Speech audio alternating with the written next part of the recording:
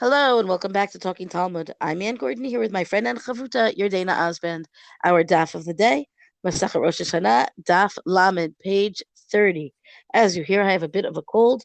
I'd held out against it. My kid has had a cold for a few weeks. I apologize in advance for any variety in my voice that should not be there. We have two Mishnayot on this daf, both of which are following the previous discussion of the takanot of Rabbi Yochanan ben Zakkai, which he made a whole bunch of takanot that fundamentally established a religion in the wake of a Beit HaMikdash that was no more. So all of these takanot come together to make a different kind of picture of what the Jewish experience was going to become. And this is, each one of these is a very small piece of that larger picture. בראשונה היה הלולב ניטל במקדש שבעה ובמדינה יום אחד. So at first, meaning back in the day of the temple, they would take the lulav in the temple every one of the 7 days, and in the rest of the country, just the first day of Sukkot. So again, imagine the experience of Sukkot with only having a lulav and etrog for that first day, and it's a completely different thing. I imagine also there's, how do you obtain a lulav and etrog, and then you're just going to use it for 1 day? It's a really different set of priority or approach to the priority, I think. Mishacharav Beit HaMikdash hitkin Rabbi Yochanan ben Zakkai sheyehei lulav nital b'medina shiva zecher lemikdash. And so then Rabbi Yochanan ben Zakkai, after the destruction, made this decree that everybody, wherever they are, will take the lulav and etrog all 7 days of Sukkot, Zeichel Mikdash, meaning in memory of the Mikdash. It's not because that's the mitzvah, but because we're keeping the practice of the Mikdash alive, so to speak, by taking it on. And it does shift our own experience of lulav, and it changes our priorities, as I say. But it also has this, at least if you pay attention to the identity of this practice in the context of the takanot, of these decrees of Rabbi Yochanan ben Zakkai, it is shifting the practice from being a mikdash-centered religion to something that people can do in their own homes or in their own shuls. The Yom Hedef Hulo Asur. Now, this is already a more complicated thing because we don't really know so much about the waving of the Omer. But the Yom Hedef, it's exactly that. It's a day of waving. And Rabbi Yochanan ben Zakkai, again, he instituted that on them. The Omer offering is in Nisan. It's on the 16th of Nisan and from then, right, until you have that entire day of waving, the grain of the new crop of what we call Chadash would be prohibited. So what that means is that in the time of the Beit HaMikdash, new grain could not be eaten until after that Korban Omer was brought on the day after the first day of Pesach. And it was usually brought, let's say, in the morning. And so now what happens? When the temple is not standing, you could say already that you could eat it the whole day. You don't have to wait until the korban would be brought, because the korban is not going to be brought because there is no temple. So then Rabbi Yochanan ben Zakkai, when he instituted a prohibition against eating that new grain through the entirety of the 16th of Nisan, that's Zeichel Mikdash, meaning instead of saying, oh, look, there's no temple, so you don't have to be careful about the korban. You can have it any time of that day. No, he's prohibited it so that you can't eat it until the 17th, meaning as if the entire day were the time of bringing the korban. Zechel Mikdash, we're not going to be able to bring the korban. We're also going to make sure that we don't start with the new grain until after the entirety of the day when you might have brought the korban, if you could, in the time of the Beit HaMikdash. So the Gemara here goes on, basically kind of picks up this point of Zechel Mikdash. Uminalan davdinan Zechel Mikdash. Where do we get this idea that you can do things Zechel Mikdash at all? The Amar Kra, and there's a verse to prove it, right? Which I think is already an interesting halachic requirement, right? We want to have a source in the Torah, a source in the time of the Mikdash sources that allows us to do things Zechel Mikdash after there is no more Mikdash. The Amar Kra, Ki ale aruchalach umi machotayich arpaeich neum Hashem ki nidche karulach Tzion hi dorish ein la. So this is a verse from Yirmiyahu, from the book of Jeremiah, where it says, "I will restore health to you, and I will heal you of your wounds," said God, said Hashem, because they called you an outcast. Namely, Tzion she is Tzion, and there's nobody to care for her. Miklal debaya derisha. So this verse, the whole verse says Jerusalem needed caring. So the way you do this caring is through acts of commemoration, right? This idea that we are supposed to come and pay attention to Yerushalayim because she's outcast and nobody's paying attention to her. Now, of course, Jeremiah is talking about the wake of Chorban Bayit Rishon, but the first temple destruction, but the phenomenon of commemorating the existence of the temple and coming to care for it, right? Paying attention to what has gone missing, I think is exactly the point. Okay, I think with that, I'm going to turn it over to you, Yordana. We have another Mishnah. Obviously, there's Gemara here that talks about this further, especially the Yom Hanef, but I think we're going to move on. So what I'm struck by, Anne, is that these Gemaras, or this reference to the Takanot of Rabbi Yochanan, this is not the first time that they appear. There's a longer series of Mishnayos here that appear here, but we've seen it before in Pesachim. I'm pretty sure it was mentioned in Beitza also, specifically the one about the Omer. And I think the point of it is to show that these are really innovative takanot. And so the Gemara sort of keeps going back to it to rediscuss it because it really changed what Judaism looked like and how it was practiced. So now I'll go on to the next Mishnah here.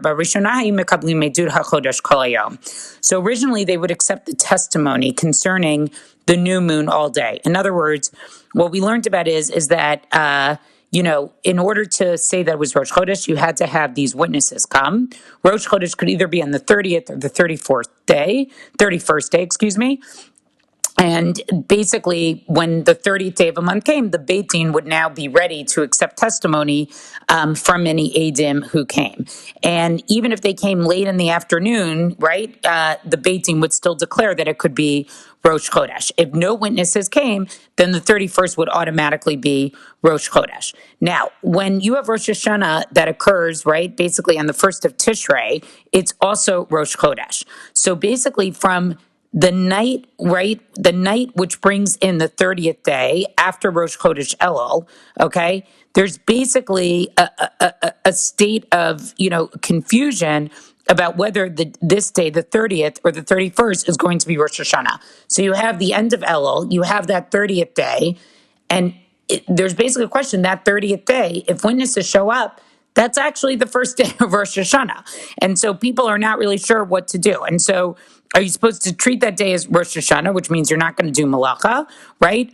And what would happen is that people would basically not do malacha because they would be waiting to see whether or not it was actually going to be Rosh Hashanah, because they had to wait to see what happened with the witnesses and the Beit Din. So at that point, right, initially, the Beit Din was willing and able to accept that testimony all day. And even if they came right before nightfall, for example, right, the Beit Din would basically declare that retroactively, that past day, right, so let's say sunset was at 6 o'clock, and the witnesses show up at 4, and by the time they're done with everything at 5 o'clock, I have no idea how long it took. But let's say at 5 o'clock, they declare that it's Rosh Chodesh. That whole previous day was actually Rosh Chodesh. So it's like retroactively declaring, that it's Rosh Chodesh, but also if it's the end of Elul, it means it was Rosh Hashanah. So that's the case that they're talking about here, and that's what's important here. Now, it's interesting. This you need to get filled in with a lot of the commentators, right? Like it's not clear any of this just from reading the Mishnah itself. And so they said what happened. Pamachat nishtahu haidim milavo.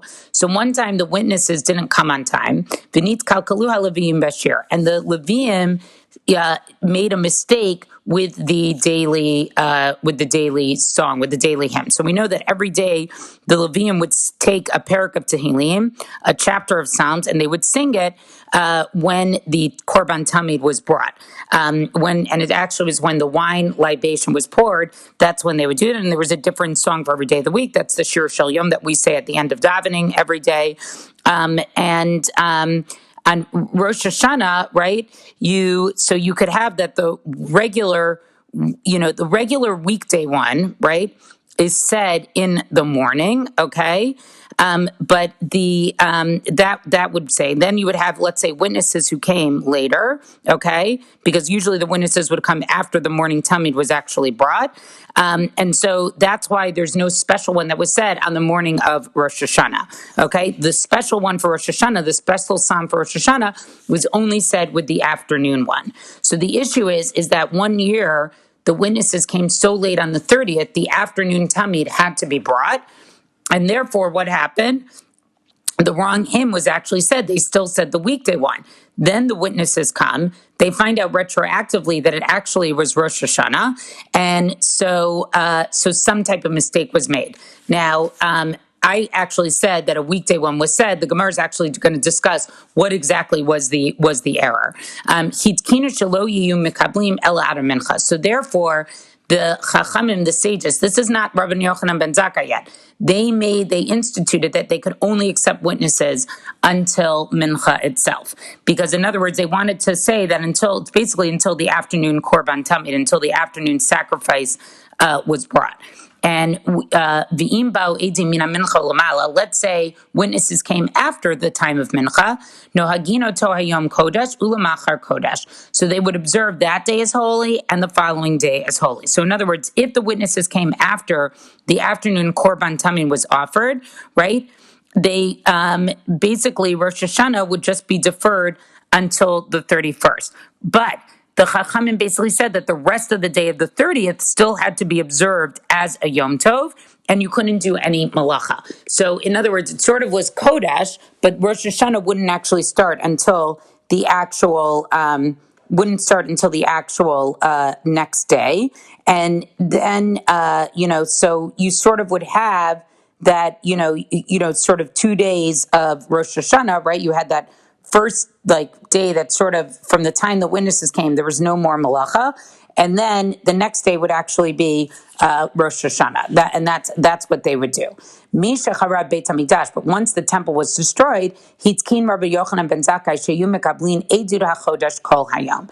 Once the temple was destroyed, Rabbi Yochanan ben Zakkai instituted that again they could accept testimony for the entire day. Now, why was he able to do that? Because once you didn't have a Beit HaMikdash anymore, and you didn't have this issue of the afternoon Korban Tamid, of the afternoon offering, right? And therefore, you didn't have this issue about making sure that the proper psalm was said, that the proper hymn was going to be said. You didn't need to do that anymore. So Rabbi Yochanan ben Zakkai, basically said that you could actually accept that testimony. You could accept it all day. Now, then the Gemara gets into an interesting discussion. Mal kilkalu halavim bashir. What exactly was the mistake that the Levium made, right? Havetir gemu, right here, hachatir gemu, here in Bavel they're talking about, shalom amru shira kolikar, that the Levium actually didn't say any hymn at all. In other words, they're waiting, they're not sure if witnesses are going to come, so they give the Korban Tamid, and the Levium just don't say anything that day. Rabbi Zera says, Sha'amru shira shalcho, Im Tamid Shel Ben Harbaim. And Rabbi Zera says no, it was that they ended up saying the whole one because the witnesses had not come yet, so they didn't know if it was going to be Rosh Hashanah. Then the witnesses come, and it turns out retroactively it was Rosh Hashanah, and they said the wrong one. Amar lo Rabbi Zera. Now again, remember that on Rosh Hashanah, the morning one is the regular weekday one, exactly for this reason. It's only the afternoon one, for the afternoon Korban Tamid, that it was a special one for Rosh Hashanah. So Rabbi Zera then is going to support what he wants to say with a brisa. Amar lo Rabbi Zera la'ava brayas. Rabbi Zera says to his son Ahava, Puk tenulahu, go and teach this brisa to the people in Bavel, basically that the weekday one was sung, and not that they forgot to sing anything at all. Hitkinu shelo yu mekablim edud hachodesh, right?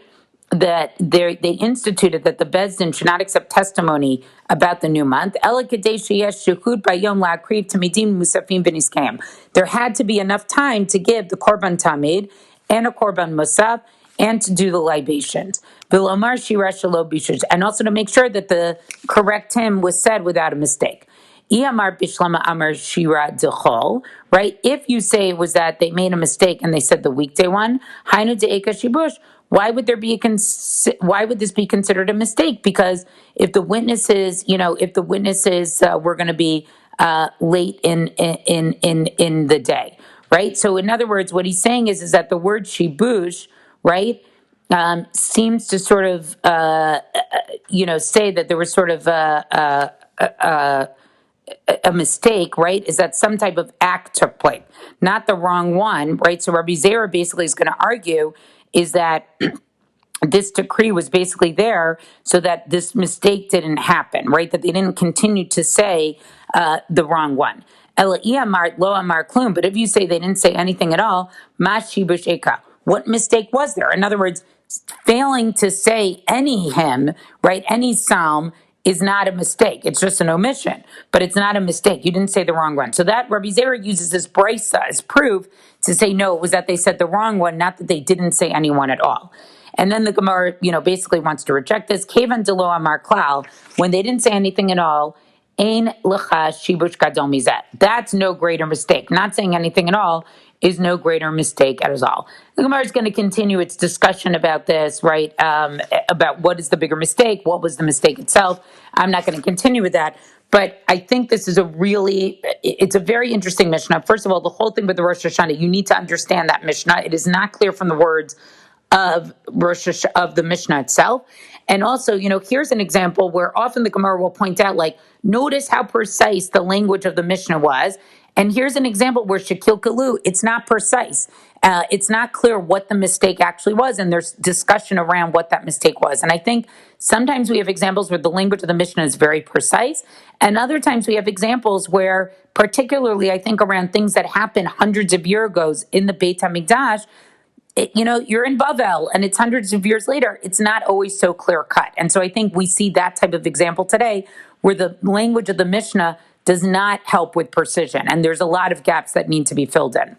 Well, that's our DAF discussion for the day. Rinkus reviews on all major podcasts. Thank you to Rabbanit Michelle Farber for hosting us on the Hadran website.